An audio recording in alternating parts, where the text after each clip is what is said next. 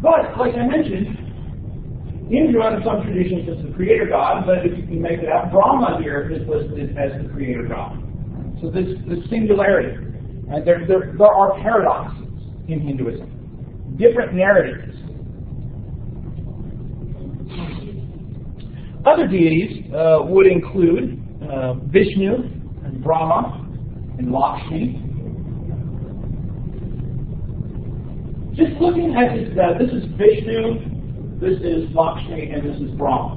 Looking at this picture, what would you get out of this picture? Describe what you're seeing to me in this picture.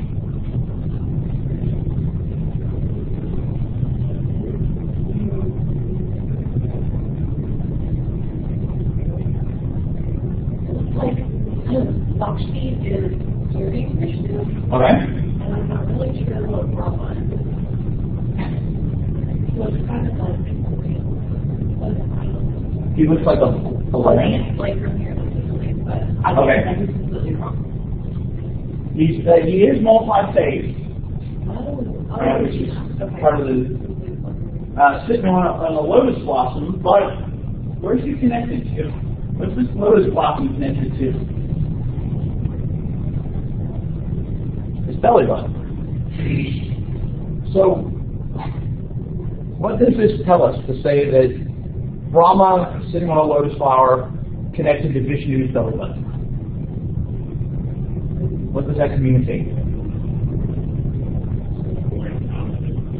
Yeah, there's this idea that Brahma's existence comes from Vishnu, right? And so Vishnu is kind of the one that creates the creator god Brahma. What does it look like Vishnu is doing? He's getting his foot rubbed, yeah.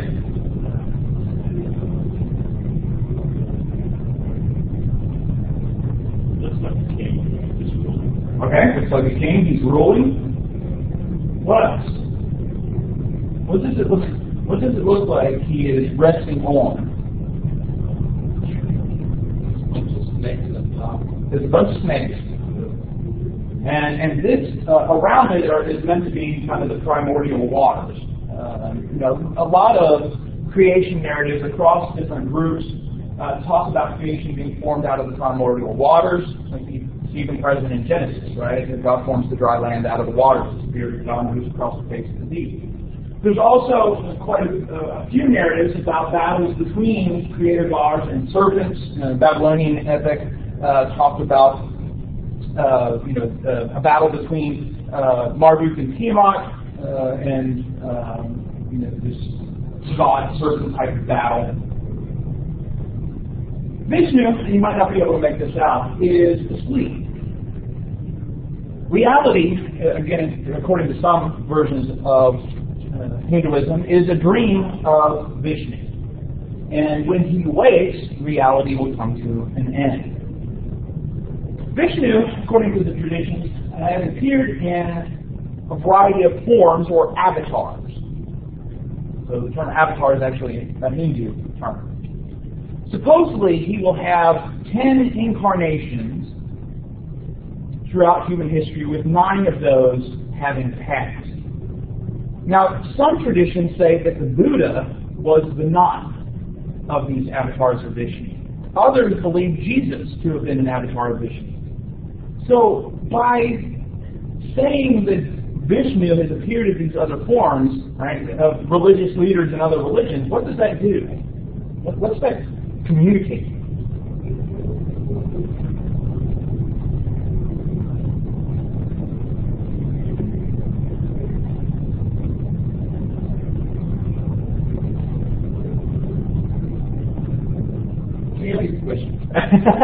What does it communicate to say that Vishnu appears in forms of religious leaders of other religions?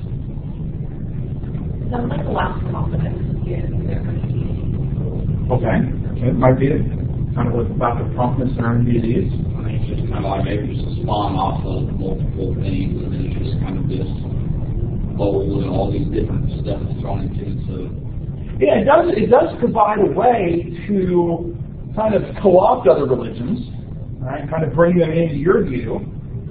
which is why it becomes difficult for a lot of Christian missions in India, because there can be this kind of hybridity of Hindu versions of reality or deity and Christian claims. Certainly, Christians would not claim, right, that Jesus was an avatar of Vishnu, right, because there's something exclusive about Jesus. But it allows Hindus to kind of have both of these together. Krishna, who we'll talk about here in a little bit, also a very important avatar of Vishnu as well. So, how many deities are there in Hinduism? It's unclear, and a lot of it depends upon who you ask. Some traditions say there are 330 million deities. There is no list of 330 million deities, but that's kind of a traditional number. Right? Some say there's 303,303 deities. Other traditions of Hinduism, as I mentioned before, simply say there's one deity. So other expressions of deity would be just kind of spin-offs of that one, or different avatars of that one. So as you can see, it's unclear. And a lot of it depends on which tradition you're looking at. But by saying these rather astronomical numbers of 330 million or 303,000, what does that suggest about the notion of deity? Why would you have a system that has 330 million deities?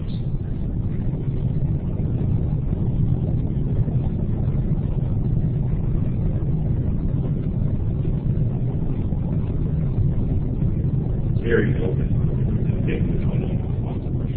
All right, so it gives the worshiper freedom, right, to connect to whichever god they think is important, or whichever one they feel the closest to. What else? And I'm like Greco-Roman religion, they have temples and gods and stuff, which is in the Bible as well. And so maybe it's just a case kind of thing, that's a really big number, so you let it leave anyone out, I guess. Yeah, I think there's part of that, and then also on the other side, right? So you have this kind of, like you said, the unknown God notion. On the other hand, because of the diversity among human beings, and we need that many gods to deal with all the diversity of human beings in human life. And so there's a variety of reasons as to why you might see this large number. But today, there are relatively few that are important, and ones that traditionally have been important. One very important one is Kali, often referred to as the Black Mother, the consort of Shiva, but she also appears in other forms as Parvati, Devi, sometimes simply referred to as the goddess, and sometimes referred to as Shakti, meaning power, that she's the power of Shiva. Now, looking at these pictures of Kali, what do you notice? At least what are you able to pick out from the quality of the picture? All right, she's got a multitude of arms. A lot of the Hindu deities have multiple arms. And she's got multiple legs as well. Multiple heads, lower on the right arm, head in the left. So there's a sword, and I think probably there would be other swords as well. There's a bow. You might not be able to make that out, but there's a bow. Often depicted as stepping on somebody.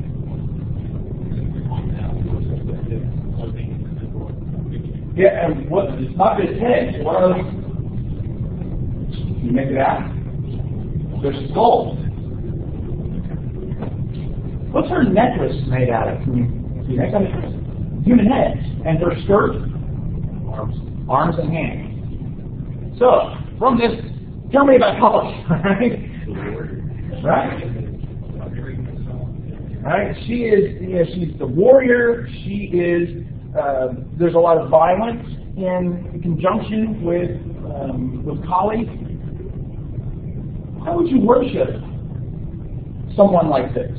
Why would this be someone that you'd be close to? Leave her on your side. Yeah, you won't be part of the outfit. Right? Because if you're devoted to her, she's turning all of this against your enemies, right? Against the people that are trying to oppose you. Right? And so, again, the violence here, but also the love towards her devotees.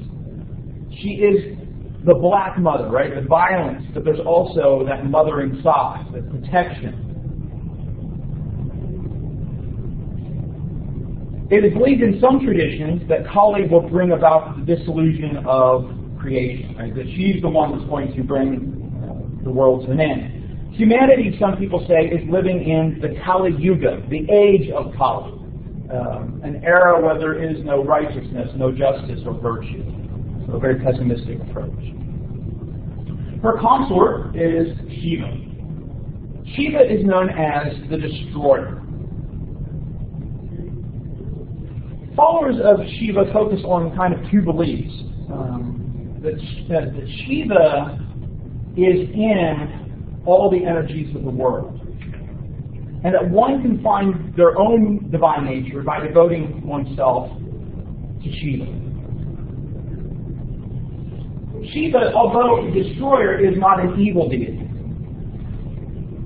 Shiva is essentially the god of paradoxical forces. He's both creator and destroyer. And so he destroys so he can create.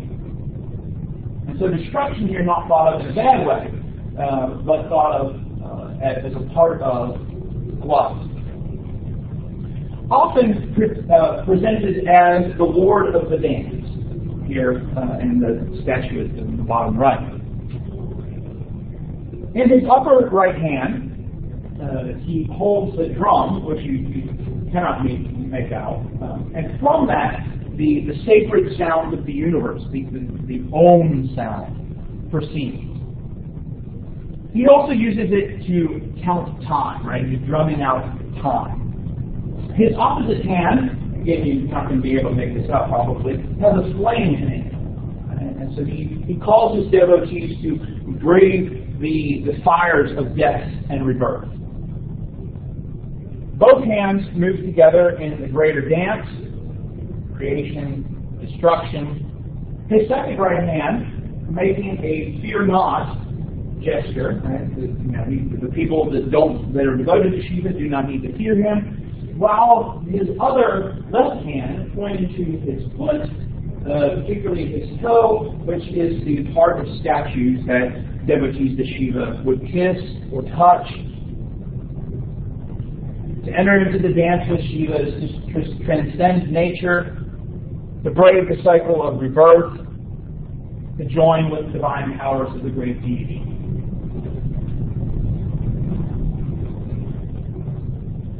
Two other very prominent deities are the god Ganesha, sometimes Ganesh, and Krishna. Ganesha is the son of Shiva and Kali in their form poverty. He is the god of good luck, the god of fortune. He is depicted with having part of one tusk broken off. And he has used that to write a very epic poem that we'll talk about later, the Mahabharata.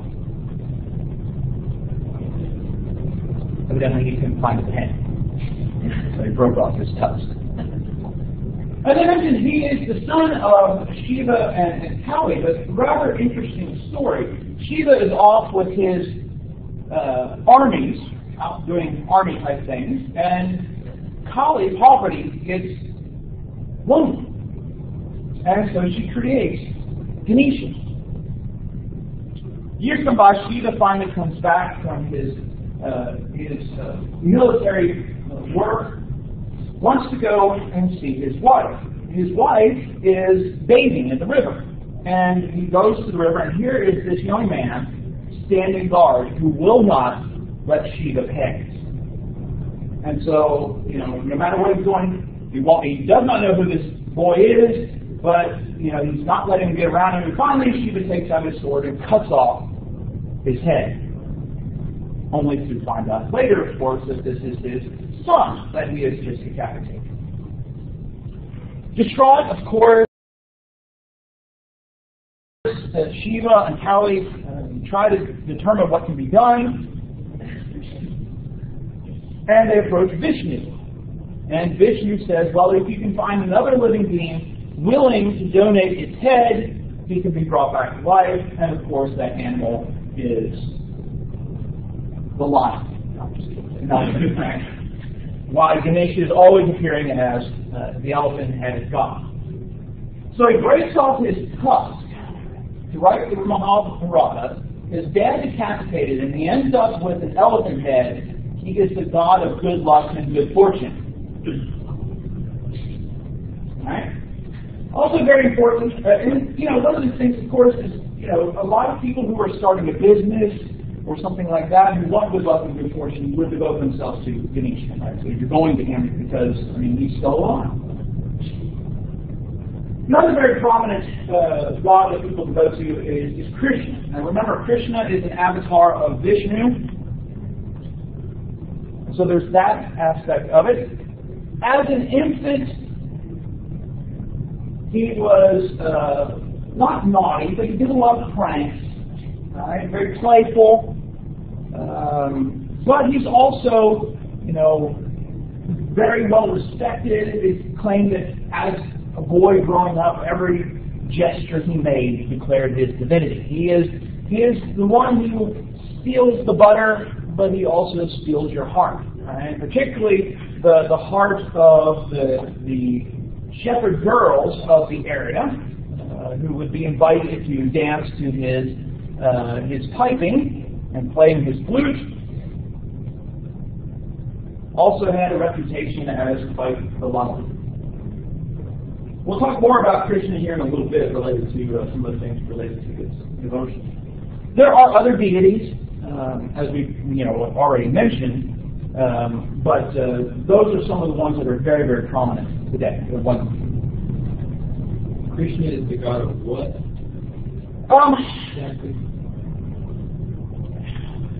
Play, divine play, love. As an expression of Vishnu, it's kind of that preservation. Vishnu is the preserver. So there's those kind of aspects. We'll talk about a festival here, not today, on Thursday, that's connected with Krishna. How could they go see President Vishnu for elephant Jesus? Vishnu usually kind of is depicted as being able to act, but usually acting through other forces. But yeah, that, again, it might also be a paradox, and that's not a problem. And because you can see how that, with all these varieties of traditions, it's not the same kind of mentality as what we would think of with the philosophy and theology of Western. So these paradoxes, like the fact that colleagues who created them, like, are those just exceptions?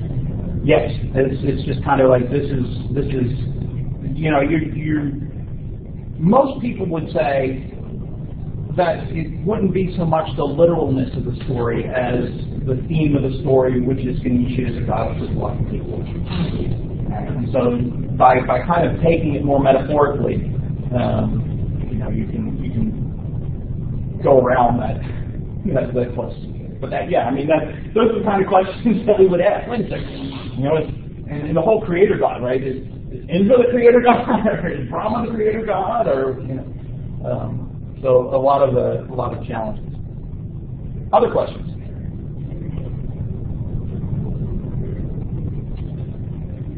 We mentioned already that a lot of early Vedic ritual, right, the time period that the Vedas had a lot of sway, was focused on sacrifice. And as such, the Vedic Hinduism was very priestly.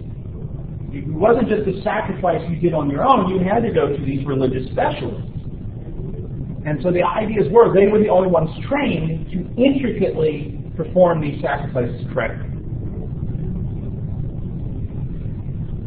With the practice of sacrifice, there were a couple of components present. There was, of course, the thing or the item being sacrificed. Mostly animal flesh, but grain and butter were used as well, sometimes together. A lot of it suggesting fertility, as well as consideration that you're kind of presenting a meal in this sacrifice to the deity, and that's being transformed to the deity. And so even today, food, flowers will be offered to the deities, kind of suggesting that you're providing for the nourishment of the deity. Another important component in this was the god Agni, the god of fire. And so Agni, through fire, the sacrifice being put to fire, Agni would transform the physical sacrifice into this fragrant smoke that would nourish and please the gods. So not only is he responsible for that, he's kind of a messenger between the human beings and the gods. Also, very important deity connected with all this, and with some sacrifices, was the god Soma. Soma, pictured here, was the moon god, but Soma was also an intoxicating drink that was drunk as a part of these rituals, made from the Soma plant, which was put into them. Soma would be drunk in the course of sacrifices. It would also be drunk by warriors before going into battle. Today, no one is sure what Soma is. It's talked about, but there's not a clear case of it. In some pictures, this one especially, you kind of get, you won't be able to make this out probably, the Canada sleep, right? That Soma was essentially pot. And so you can find that online, people saying, oh, Soma's pot. Well, not clear, right? Yes, it was intoxicating just like people that smoke pot get intoxicated in a sense. But there's no clear indication that it was definitely cannabis. But the idea being that this was a part of all of this as well. Also, the final component here was the chanting of the Sanskrit terms. Sanskrit is thought to be a divine language. The hymns were to be memorized and said during the sacrifice.